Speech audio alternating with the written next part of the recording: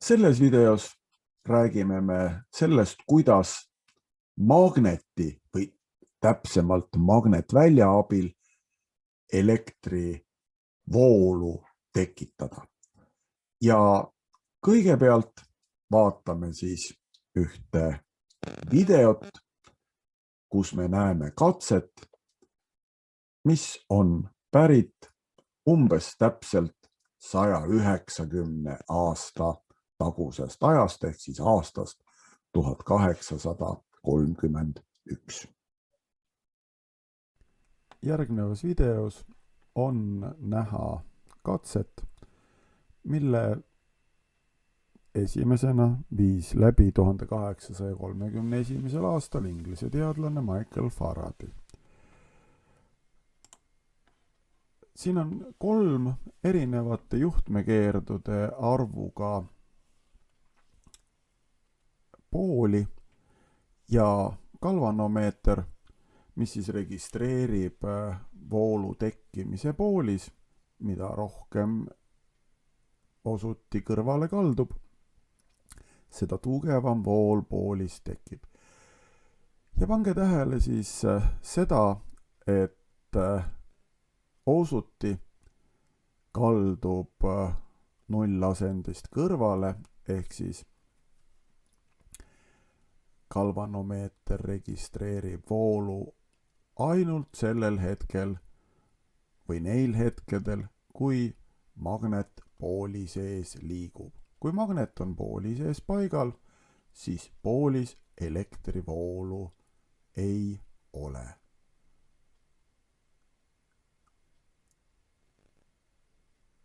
Vool tekib siis, kui magnetit liigutada. Liigutades magnetit ühes suunas, kaldub osuti nullist ühele poole ja liigutades vastassuunas kaldub osuti teisele poole. Kusjuures see kõrvalekalle sõltub sellest, kui kiiresti magnetit pooli sees liigutada. Aga ta sõltub ka sellest, kui palju on mähises juhtmekeerdusid. See keskmine mähis on siis umbes 2 korda suurema juhtmekeerdude arvuga kui ülemine ja järelikult siin tekib ka 2 korda tugevam elektrivool kui ülemises. Alumine on 4 korda suurema juhtmekeerdude arvuga, järelikult ka siin tekib samamoodi liigutades 4 korda tugevam elektrivool.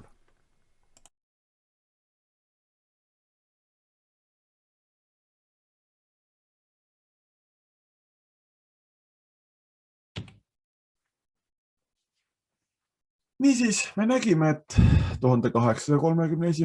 aastal avastas Inglise teadlane Michael Faraday elektromagnetilise induktsiooni nähtuse, mis seisnes siis selles, et kui elektrijuhe, eks ole, see, mis seal mähises oli, liikus magnetvälja suhtes, meil küll katses liigutati, eks ole, magnetit selle juhtme suhtes, aga tegelikult ei ole ju vahet, kas liigub juhe magneti suhtes või liigub magnet juhtme suhtes. Tulemus, et üks liigub teise suhtes, on sama. Ja me nägime ka seda, et selle liikumise suunast sõltub tekkiva elektrivoolu suund. Kui magnet liikus juhtme suhtes ühes suunas, kaldus galvanomeetri osut ühele poole, kui aga teises suunas, siis teisele poole. Ja Faraday avastuse kõige tähtsamaks punktiks oligi siis see, et elektrivoolu tekitab mitte magnet või magnetväli ise, vaid hoopis selle magnetvälja muutumine. Mida kiirem või ulatuslikum selle magnetvälja muutus on, seda tugevam elektrivool meil mähises tekib. Just nimelt me räägime elektrivoolu tekkimisest mähises. Ja seade, kus siis seda Faradi induktsiooni nähtust kasutatakse elektrivoolu või tegelikult vist korrektsem oleks öelda elektrienergia tekkimiseks, on generaator. Ja generaator oma ehituse poolest on ära vahetamiseni sarnane elektrimootoriga. Ka siin on mähis, tõsi, sellel skeemil koosneb meie mähis siis ühest juhtmekeerust ja püsimagnetist, mille pooluste vahel siis see mähis pöörelda saab. Ja kui nüüd see mähis pannakse pöörlema, siis hakkab mähist läbiv magnetväli muutuma ja see põhjustabki siis elektrivoolu tekkimise mähises. Nii et kui nüüd võrrelda, mille poolest erinevad mootor ja generaator, siis eks ole, mootoris muundub elektrienergia liikumise energiaks. Ehk siis, kui mootori mähist läbib elektrivool, hakkab see magnetite vahel pöörlema. Generaatoris paneb selle mähise magnetite vahel pöörlema mingisugune muu jõud,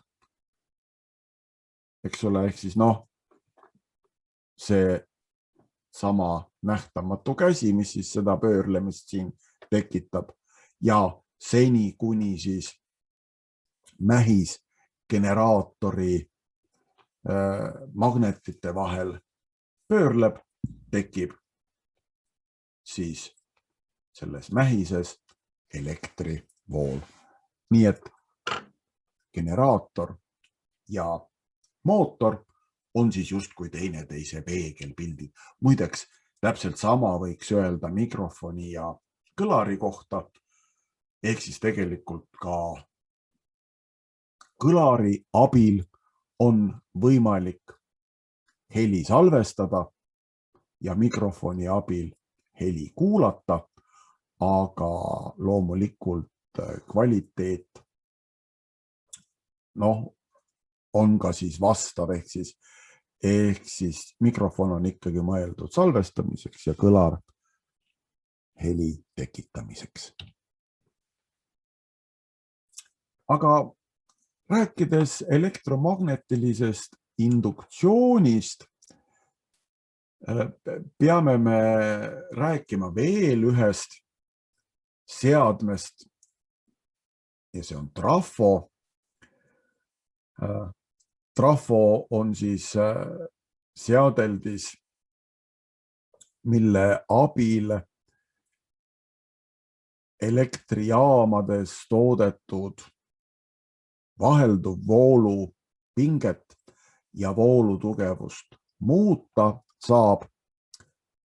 Trafo koosneb siis kahest erinevate keerdude arvuga mähisest, mis asuvad ühel raudsüdamikul.